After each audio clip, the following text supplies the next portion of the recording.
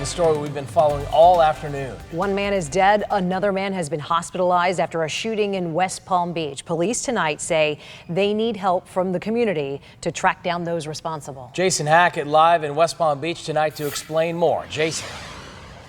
And just into our newsroom just a few minutes ago, the name of that man shot and killed here was released. 29-year-old Andre Upperman. The scene here is clear now, but things hardly back to normal for his family. And after this latest round of violence, the cries for peace are growing louder. We need to help the community to help us. If they see something, call us. That's the plea from West Palm Beach police tonight after the second shooting in 24 hours turns deadly. Investigators say a man in his 20s was standing outside near Grant and Tamron when gunfire rang out, killing him. Another man was shot just a block away and brought to a hospital in stable condition.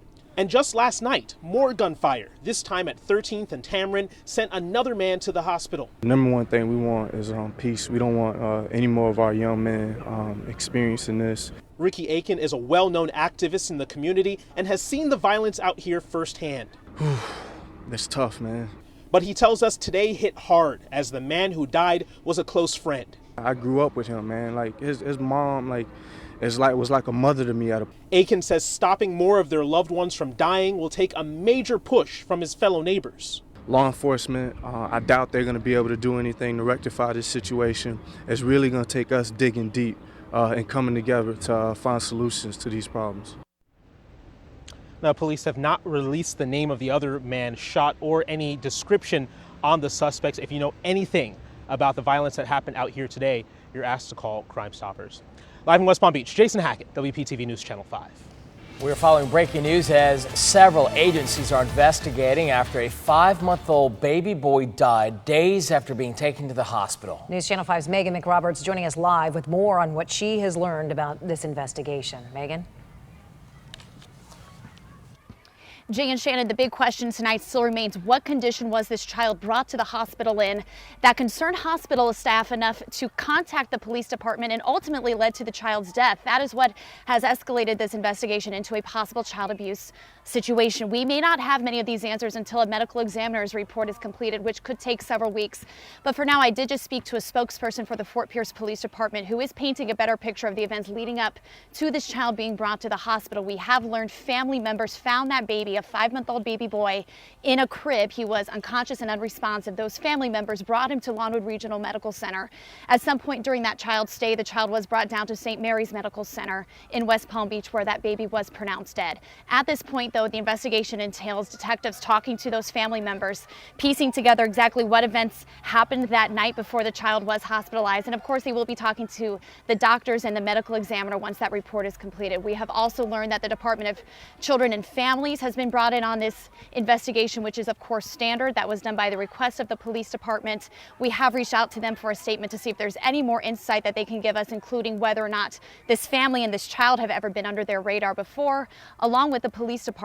We'll have any new details in this investigation coming up tonight at 11 o'clock here on News Channel 5. That's the latest here in Fort Pierce. I'm Megan McRoberts, WPTV News Channel 5. Now, Storm Team 5 with South Florida's most accurate weather forecast. Mainly clear skies this evening here in South Florida. Just a couple of clouds inland thanks in part to the sea breeze, but we are dry. If you're stepping out to dinner this evening, no real issues. Can't rule out a spot shower coming in on an easterly flow, but most of us stay on the dry side for the next couple of days until this system right here starts to push towards South Florida, but that won't happen until later Friday and into Saturday. But your hour-by-hour forecast for the next few hours look like this. We'll see temperatures in the upper 70s drop on off into the lower 70s by 11 p.m. with just a few clouds around. Steve, thanks.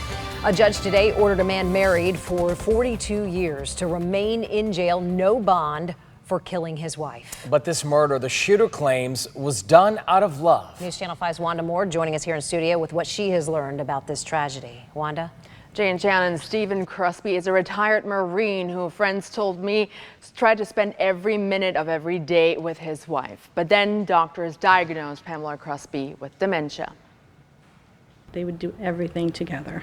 walk the dog together, go get the mail together. You saw one, the other one wasn't far behind. Neighbors of Stephen and Pamela Crosby are still in shock, too emotional to appear on camera. They loved each other so much. Crosby worked as a maintenance chief at the Jupiter Lighthouse. News Channel 5 interviewed him about his job last year. The fact that I maintain it, it's about as personal as it gets. His wife was volunteering there until her condition worsened. She had to be moved to assisted living, and he quit his job to take care of her full time. Then Monday night, Crosby told Boynton Beach PD he shot and killed her. He said she had asked him to do it. And anything she asked of him, he would do. The neighbor said Pamela's disease became an increasing burden for him. He's been telling us for a while that he's been depressed. Mary Barnes with Alzheimer's Community Care says it's important to reach out for help because often both the patient and the caregiver suffer from depression. It is a heartbreaking disease, but it doesn't have to be a burden. Crosby was charged with first-degree murder. That doesn't mean that the state would not eventually resolve the case to something that's less. The couple's 3 children declined to comment. The Jupiter Lighthouse sent out a statement saying their staff is deeply saddened by the incident. Crosby remains in jail tonight, held without bond. For more details on what resources are out there to help patients and caregivers to deal with dementia, visit the online version of this story. Wanda Moore, WPTV News Channel 5. Wanda, thank you. This October, we will mark the 2-year anniversary of the death of Corey Jones, and that is when his accused killer, former police officer Newman Raja, will be standing trial. News Channel 5's Alyssa Hyman explains why Raja's defense teams think that October is much too soon.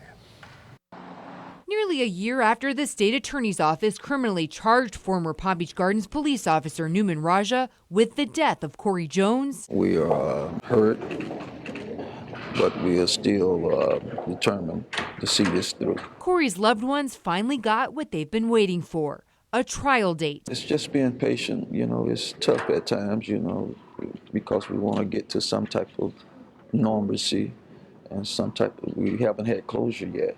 The local drummer was waiting on a tow truck on the side of I-95 when investigators believe Raja, working in plain clothes and driving an unmarked car, killed.